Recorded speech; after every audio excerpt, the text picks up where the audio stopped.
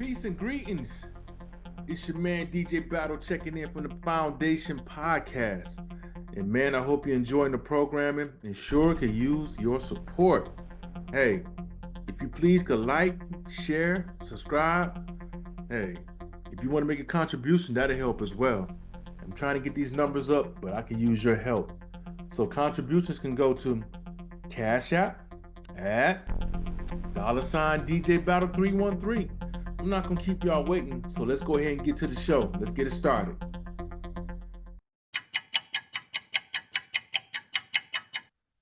Welcome to the Foundation. It is yours truly, the incredible DJ Battle in the building. And man, as you already know, man, the king is in the building. So let's jump straight to it. It's disclaimer time, basically letting you guys know it's a king just holding it down as usual. The show must go on. So check it out. I'm just going to talk about a few topics. You know the spill in between the last show and the current one. I'm not going to take too long, so I don't want any drama, no BS, no legal issues, because it's for entertainment purposes only. Fresh off of the Super Bowl weekend, man. Hey, the game flat out wasn't even competitive. So that leads us to Super Bowl halftime show to talk about featuring Kendrick Lamar. And boy, oh boy, did he deliver or what? Now, I know. There's a lot of folks, you know, if you were there at the Super Bowl, then I can see how you can say that it didn't meet your expectation, because this was a theatric production. And if you saw it on TV the way everyone else saw it across the world, then it was mind-blowing. And I get the people out there who were just not into the hip hop culture or don't care to see what takes place over history in regards to how this country was built.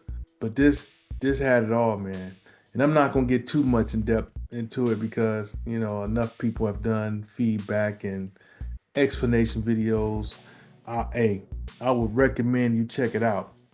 Let's talk about this idiot right here that's behind me. Now, this is Robert Davi. Now, he gives his take or his spill on how he feels about the halftime show. It's one thing, I don't care if a person, doesn't like it and they just, that's your opinion. But when you start going in and saying that it's just a bunch of ghetto, or it doesn't have any culture, or, just a bunch of mumbling, see, that's where the BS kicks in. Now, let's get back to Kendrick, man, and let's break this down. We know everyone's expectation was, is he going to do the song? Is he going to, is this going to be all about Drake? Man, it was further from the truth. Man, this brother went in here and put together an amazing show. I'm just going to say it flat out. Probably one of the best I ever seen. And it's not even close. The Prince performance was good. The Michael Jackson performance was decent. But this had the most views by far, and it's still exploding because folks are trying to uncover the layers of the onion. And having a star-studded cast like Samuel Jackson, who played this role as Uncle Sam to the T. This was so deep. It has so many layers to it. I would much rather you look at someone else go into the details of what took place during the halftime and break down the symbolism of the American flag and it being built on black backs, and how we're supposed to be together as a country, but it's really separate. It was a beautiful show, man. I had to admit, man, I had to sit back and watch it a couple of times just to kind of take it in. But more importantly, usually when I see something like this, I'm not going to give a hot take. As you see, a lot of folks give a hot take. And this, to me, is very important. This is the period of time where you need to sit back and actually watch people pretty much tell on themselves on their thought process and how they really feel about you or something that's important to you. As you can imagine, all the social media is blowing up. How horrible it was, or this is hip hop garbage, or these people always complaining, the ultimate victim, not even analyzing, the the show, the storytelling that this man was putting together. Keep in mind, this Kendrick was a Pulitzer Prize winner from 2017. So that's anybody can't just win that award. You have to be somewhat of a conscious thinker or someone who has really great creativity to win this kind of award. And like I say, man, he nailed it. But for Robert Davi to say it's ghetto, no one listen to hip hop and all this, I get it. You basically saying that you're out of touch with what's current or what's relevant, just like he is. And you talk about the production being ghetto. Well, let's take a look at it. I mean, it was good, great storytelling. And the beauty of it is, if you watch breakdowns of each segment of the halftime show, it'll force you to go listen to some of the music that he wrote that was a part of the show, and it's like it's telling a story. I just think it was unfortunate that or should I say, fortunate that he showed his true colors. How you talk about some ghetto now. Most people main complaint about hip hop music in general is that it's not creative, which is complete BS. The thing is, mainstream hip hop, meaning the hip hop that is presented to you by folks who have no connection to hip hop, yeah, that's garbage. It is, because the garbage that's fed to you is not even our best work, or not even the most creative. It's a part of an agenda that make a certain segment or genre look a certain way. People always kill me with hip hop is dead. No, it's not. You can find good music anywhere if it's not, especially if it's not mainstream. Sometimes you gotta look on the underground. You gotta look at what's relevant locally to certain areas, opposed to what they present to you is not the best representation of good quality music. So Kendrick really put together a great product. If you're gonna be mad at anybody, you better be mad at the NFL because they put it out. They approved it. It had to get approved. Somebody had to watch it from the NFL. I know they say it was Jay-Z responsibility, but somebody has to watch it, right? Like I said, it's many layers to this show that you would be better off watching somebody's breakdown of it. But I just want to drive the point home that this was just a work of art that told a beautiful story of what our people been through, real history of this country in regards how it was built and what goes on, how the prison industrial complex is relevant. The biggest complaint with hip hop music is, it's vulgar. We didn't see nothing vulgar. Yeah, he went in and Drake a little bit. We expected that. We knew it was gonna come out at some point. But even with that, he didn't say pedophile. He just said So like I said, that was nothing. And another big complaint would be the women are always dressed like whores or just inappropriate. But we saw Serena out there doing her thing, crip walking. SZA out there. They were both fully clothed. I mean, Serena might have showed a little leg, but nothing that was inappropriate. Nothing that was out of ordinary. So hey, like I said, 5-star performance, and and most people really focus on Drake and the diss. Man, that probably was like 10% or smaller of this performance. He told a story. The story made a connection, and I look at certain videos of the halftime show that's doubling seems like by the day. It started out with like 15 mil, then it's 30 mil, now it's 50, 60 mil. And that's just one link. And people are generating so much content and so much back and forth, with folks who are either out of the loop or folks who really had a grasp of what they were watching. To be honest with you, you can like it, not like it. Bottom line is, this is probably the most impactful Super Bowl show ever. Period. Most impactful. You can say you ain't like it, you like it or you don't like it. It was the most impactful, the most talked about. It's still drawing conversation and people uncovering layers to his show. So yeah, I gotta say, me personally, I had to watch it a few times to really grasp it. Like, damn, okay, look at this, look at that, and I got it a whole lot quicker because I know the music, but I also know American history, and I understood the story he was telling.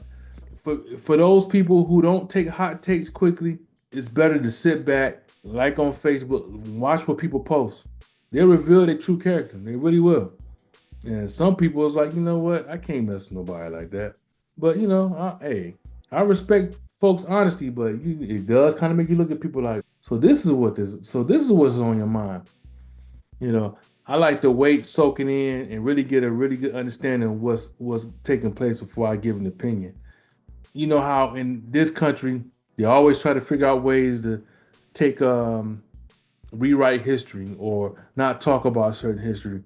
And this brother came and just dropped made history. So it's beautiful, man. I love it. Like I said, 5-star performance for me. I'm not gonna talk too much more about it, but hey, and Sam Jackson always delivers, man. Always. One of our greatest actors ever, man. Period. So let me go to the next topic, man, before I keep carrying on. Now it seems like out in Lincoln Heights, Ohio, it seems like we have some Nazis out here that, decided to have a march and you had the right to organize your folks and protest or give a demonstration. Yeah, it's totally legal to give a demonstration and talk about what you want to talk about with freedom of speech, but you got to be careful because it don't mean you're not going to have some real consequences or no real response that's going to have you in hot water. Lincoln Heights is a suburb of Cincinnati, and it's a pretty diverse community. Typically, a lot of Black Americans stay there, but a lot of Americans in general who don't want to deal with what the Nazis are saying and presenting. So what comes with that? Protest, counter protest. Mm. What comes with that is counter protest, and people who are at a point to where they're not really trying to take it. They're not going to take it. They're going to rise up and basically give you some resistance or give you what you're asking for, what you expect. Yeah, the police job is to protect the Nazis because they have the right to demonstrate and get their freedom of speech. But you also have to, be careful because we've learned from the past. Me personally, I'm not a big fan of marches and protesting. I would much rather be strategic, but in some cases you do got to take a stand and meet folks with their own energy. I do believe you got to meet folks with their own energy and speak a language that they can understand. Now you can interpret that the way you like to, but I would much rather have a clear understanding of what we're not going to take and what you're not and what we're not going to let you do is intimidate us. So yeah, they chased them out of there. They made it to where the police had to get them out of there, safely. So these folks were here being reckless, got their chest poked out, obviously because of who's in charge, and they feel emboldened to pull out these type of events. I'm the type of person, I'd rather know where you stand. You don't like me, cool. You stay on that side, I stay on my side. We have a clear understanding. But what you're not going to do is come around, and demonstrate in our community with, brandishing weapons and expect us to just sit on our hands and not do anything. That may have been the tactic of, our elders, especially with the nonviolent way of just, you know, just um, just taking something and praying it away and turning the other cheek. Nah, bro. I don't believe in that. I'm just gonna be real with you, because that's not gonna get you no respect, and you better off meeting folks with the language they can understand. You that's my take. I feel like you're gonna get a whole lot more respect in the result that you're looking for by meeting something with assertiveness and with a clear understanding that if you want to take it there, you want to take one of ours, we're gonna take 3 or 4 of yours. That's a language they can understand clearly. I think you will be more inclined to not have a Black Wall Street type of situation when you show a person that you're willing to take it there. So that's my take on that situation. hmm Now on to the next topic. Mm-mm-mm. Now, I'm pretty sure you guys have been watching this Trump press conference with Elon Musk and Little X. I don't even know where to begin on this one because this is so much to unpack. First of all, why is Musk and Little X in the office answering questions? And to me, it paints an obvious picture because we know that the election was a highly polarizing election, right? And I'm sure that with the desperation Trump had with not wanting to be arrested or not have to be responsible for that paying back all that money in the New York conviction that charged with, he was desperate to get in the office by all means. So how convenient that you have the world's richest man in your pocket, in Elon Musk. How how convenient that you got him come to Mar-a-Lago during the campaign. Well, this guy has enough money that he can influence and do enough in an election to overturn it, in my personal opinion. Whether he did it or not, only God knows what really happened. But me personally, I believe that Musk definitely had his hand in Trump getting back in office. On top, definitely on top of getting bankrolling his campaign, and I'm pretty sure there were some other favors being done on the election end as well. Enough for Musk to have something over his head, pretty much bring his kid to the Oval Office and have a press conference. Now let's think about this. Me personally, when most folks was getting hell bent over, getting, uh, Kamala in office, which I think honestly, I don't think presidents are elected. I think they're selected, and I do believe that a shadow government does have a hand in it. What you're seeing now is a little something different. The shadow government are the folks who really run the country, whether it's corporations or oligarchs. But they would be in the shadow. That's why it's called the shadow government. You wouldn't see them. They would have you really believe that the person in front that's in the Oval Office is the person who's running the country. Now, I'm pretty sure enough people know that presidents are just figurehead. Like I said, the shadow government is important just to be in the shadows. They get their interests taken care of as far as what they want to see happen, and they're comfortable being outside of the limelight. Well, this is something different. Some folks when they get a little power, it's like it's not enough to just be powerful or be rich and wealthy. Nah, you want the attention. You want it. You want to be in front of the cameras. You want people to see that you're really in control of things, right? And that's how I see this situation. Because when have you ever seen an oligarch, or should I say someone who's as rich as Elon, bring his kid to a presidential press conference, and then the kid is just able to pretty much show, be disrespectful towards the president? It's not an accident. This is not done by accident. How do you know that this is not done by accident? Look at the look on his face. Look at the look on the president's face when the kid is talking to him. He has this look on his face like it's subdued and almost like I can't say anything because I know I owe this man everything. That's how I get from it. I get from like he's not really in control of the show. Obviously, we never seen a situation where oligarch is answering questions at the press conference and openly lying about information that he's passing along. I mean, this is just we in a whole different world, and all you can do is really put your popcorn out and look at this clown show take place. And then the kid, little X they call him, right? It's Elon's son. Little kid was going over to the president, whispering, shut the fuck up. And, you're really not the president. You're really not running. He's basically telling him that he's really not the president running the country. I'm like, man, this right here is something different.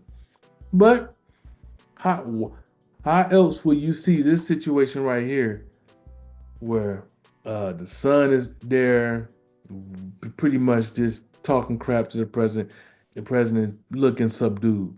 That means this guy has something over your head, and you're at a position where you can't even present strength. I didn't see no strength in that. All I saw was a puppet and the person who really runs the country or trying to run the country at least. So, it's an embarrassing look for the country. You might as well call him Emperor Musk because he's really the one running things. And then it really, when I'm looking at the boy, of course, my mind is going crazy. It's like first thing I think about is the murals in Charlotte, North Carolina, Bank of America walls, and the Denver airport. And I'm like, it's a little boy that looked just like this character here. Y'all know who I'm talking about, right? If you don't, I can definitely pull a picture up. This is it right here. This is the one in Bank of America in Charlotte, North Carolina. So at first I thought this was a representation of Barron Trump, but then the more I'm analyzing the situation, I'm like, it's either Barron or somebody who looks similar to this kid. And I was like, you know what? This looks like Elon's son. It really does. And then in the Denver airport, there he is again, right there over my shoulder. There he is again, same little boy, different mural, and definitely on some apocalyptic event where he's pretty much signing a treaty or whatever.